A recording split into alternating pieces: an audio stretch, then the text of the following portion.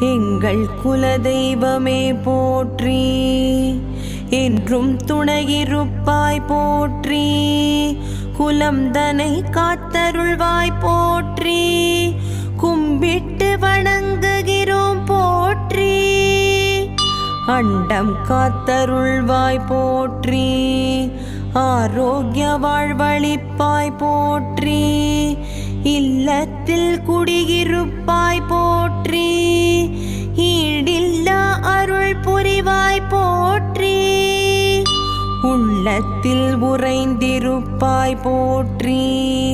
உள்வினை களைந்திடுவாய் போற்றி, எங்கும் நிறைந்திருப்பாய் போற்றி,